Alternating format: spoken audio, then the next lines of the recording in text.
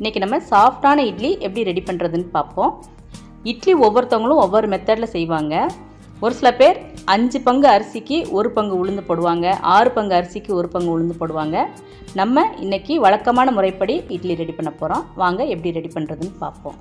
இட்லி மாவு ரெடி பண்ண 4 cup tiffin அரிசி எடுத்துக்கலாம். நான் இன்றைக்கி 3.25 கப் புழுங்கல் அரிசி எடுத்திருக்கேன்.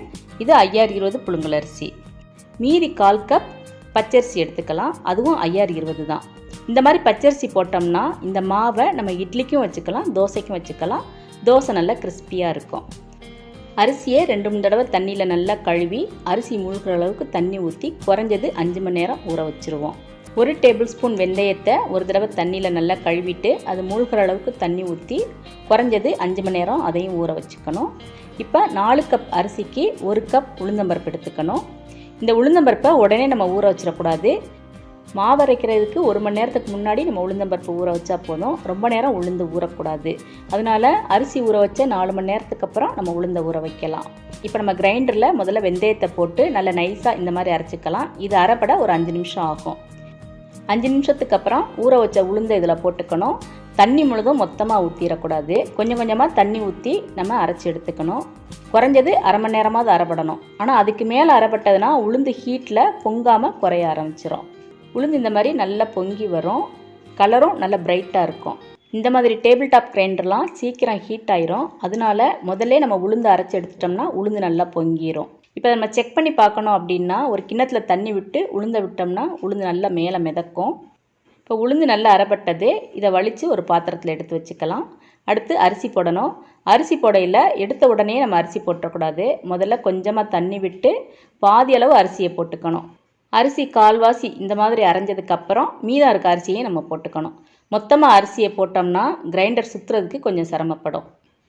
அரிசி அரைப்பட குறைஞ்சது அரை மணி நேரமாவது ஆகும். அரிசி ரொம்ப நைஸாக இல்லாமல் அதுக்கு முன்னாடி உள்ள பதத்தில் இந்த மாதிரி இருக்க மாதிரி பார்த்துக்கணும். அரிசி இப்போ நல்லா அரைஞ்சிட்டது. இந்த டைம் ஒரு கைப்பிடி அளவு கல்லுப்பு எடுத்துக்கலாம். அரைப்படி அரிசிக்கு ஒரு கைப்பிடி கல்லுப்பு கரெக்டாக இருக்கும். கல்லுப்பு நல்லா கரைஞ்ச உடனே கிரைண்டர் நம்ம ஆஃப் பண்ணிவிட்டு அரிசியை வலித்து உளுந்தோடு சேர்த்து மிக்ஸ் பண்ணிக்கலாம். மாவு நல்லா பிசைகிறதுக்கு தண்ணி தேவைப்பட்டால் தண்ணி ஊற்றிக்கலாம். நான் கிரைண்டர் கழுவின தண்ணியை எடுத்து வச்சுருக்கேன். அந்த தண்ணி இதில் ஊற்றிக்கலாம். அரிசியும் உளுந்தும் நல்லா மிக்ஸ் ஆகிற அளவுக்கு நம்ம அடித்து நல்லா பிசையணும். இந்த மாதிரி அடித்து விடணும். இந்த மாதிரி கைனால் பிசைஞ்சோம்னா இட்லி மாவு நல்லா புளிக்கவும் செய்யும், இட்லி நல்லா சாஃப்டாகவும் இருக்கும். அரைச்ச மாவை நம்ம இந்த மாதிரி ஒரு பெரிய பாத்திரத்தில் போட்டு தனியாகவும் மிக்ஸ் பண்ணிக்கலாம்.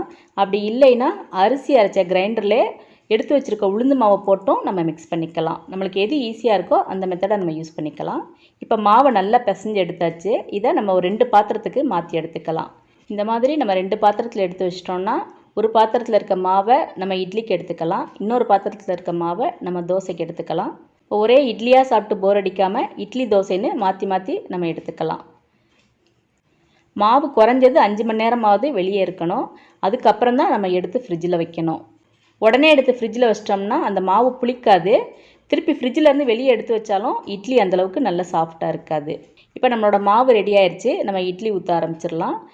ஒவ்வொரு தடவையும் இட்லி ஊற்றுறதுக்கு முன்னாடி கரண்டினால் மாவை இந்த மாதிரி கிளறி விடணும். அப்போ தான் இட்லி கடைசி வரைக்கும் சாஃப்டாக இருக்கும். இந்த மாதிரி கிளறலை அப்படின்னா அடியில் அரிசி தங்கிரும். அப்போ போக போக இட்லி சாஃப்ட் இல்லாமல் போயிடும். இட்லி பாத்திரத்தில் தண்ணி நல்லா கொதிச்சதுக்கப்புறம் தான் இட்லி தட்டை உள்ளே வைக்கணும். அப்போ தான் இட்லி நல்லா எலும்பி வரும். கேஸ் அடுப்பில் மீடியம் ஃப்ளேமில் வச்சோம்னா 5 நிமிஷத்துலேயே இட்லி நல்லா வெந்துடும். சூடு பொறுக்குன்னா இந்த மாதிரி கையில் எடுக்கலாம். அப்படி இல்லைன்னா கிடுக்கி வச்சு நம்ம எடுத்துக்கலாம். இட்லி பாத்திரத்துலேருந்து இட்லியை எடுத்த உடனேயே நம்ம துணியிலேருந்து இட்லியை எடுத்துடக்கூடாது. ஒரு 30 செகண்ட்ஸ்க்கு அப்புறம் தான் நம்ம இட்லியை துணியிலேருந்து எடுக்கணும். உடனே எடுத்தோம்னா துணியில் இட்லி ஒட்டிக்கின்றோம். துணி போடாமல் இட்லி ஊற்றுறதுனா நம்ம இந்த இட்லி தட்டில் கொஞ்சமாக எண்ணெய் தடவிக்கணும்.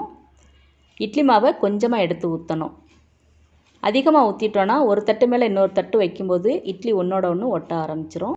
இப்போ நம்ம ப்ரெஷர் பேனில் எப்படி இட்லி வைக்கிறதுன்னு பார்க்கலாம். அடியில் ஒரு ஸ்டாண்ட் வச்சு அதுக்கு மேலே ஒரு டம்ளர் தண்ணி ஊற்றிக்கணும். இப்போ நம்ம ஒரு தட்டு வச்சு அதுக்கு மேலே இன்னொரு தட்டை இந்த மாதிரி ஹோல் இந்த பக்கம் வர மாதிரி பார்த்து வச்சுக்கணும். அப்போ தான் இட்லி ஒன்றோட ஒன்று ஒட்டாமல் இருக்கும். இந்த ப்ரெஷர் பேனில் குறைஞ்சது 4 தட்டு வைக்கலாம். இப்போ மூடி போட்டு மூடி வெயிட் போடக்கூடாது. அடுப்பை சிம்மில் வச்சுக்கணும், ஃபுல்லாகவும் வச்சிடக்கூடாது. இதுவும் ஒரு 5 நிமிஷத்துலேயே நம்மளுக்கு வெந்துடும். அடுப்பை ஆஃப் பண்ணதுக்கப்புறம் நம்ம மூடியை திறக்கணும். சூடு ஆறுனதுக்கப்புறம் இந்த மாதிரி ஒரு கரண்டினால் நம்ம இட்லி எடுக்கணும். சூடாக எடுத்தோம்னா இட்லி பாத்திரத்தோடு ஒட்டிட்டு எடுக்க கொஞ்சம் கஷ்டமாக இருக்கும். இப்போ நம்மளோட குக்கர் இட்லி ரெடி ஆயிடுச்சு. இந்த இட்லியும் ரொம்ப சாஃப்டாக இருக்கும். ஆனால் துணியில் வச்ச இட்லினா எவ்வளோ நேரம் ஆனாலும் அதே சாஃப்டோடு இருக்கும். ஆனால் குக்கரில் வச்ச இட்லினா கொஞ்ச நேரத்துலேயே ட்ரை ஆக ஆரம்பிச்சிடும். அவ்வளோதான் வித்தியாசம். 4 பங்கு அரிசிக்கு 1 பங்கு உளுந்து அப்படின்னா இட்லி ஒல்லியாக நல்லா சாஃப்டாக இருக்கும். 5 பங்கு அரிசிக்கு 1 பங்கு உளுந்து அப்படின்னா இட்லி நல்லா குண்டாக சாஃப்டாக இருக்கும். இது நம்மளோட சாய்ஸ். அளவு எந்த விகிதத்தில் போட்டாலும் அரைக்கும்போது கொஞ்சமாக பச்சரிசியும் வெந்தயம் போட்டோம்னா நம்மளுக்கு 2 in 1 ஆயிரும். இட்லிக்கும் ஆகும், தோசைக்கும் ஆகும். கூடவே தோசை நல்ல கிறிஸ்பியாக கோல்டன் கலரில் இருக்கும். நீங்களும் ஒரு தடவை இந்த மெத்தடில் இட்லி ட்ரை பண்ணி பாருங்கள். இந்த வீடியோ உங்களுக்கு பிடிச்சிருந்தேன்னா லைக் பண்ணுங்கள். அதே மாதிரி உங்கள் ஃப்ரெண்ட்ஸுக்கும் மற்றவங்களுக்கும் ஷேர் பண்ணி விடுங்க. மறக்காமல் நம்மளோட கார்டன் அண்ட் ஹெல்த் சேனலை சப்ஸ்கிரைப் பண்ணிடுங்க. தேங்க்ஸ் ஃபார் வாட்சிங்.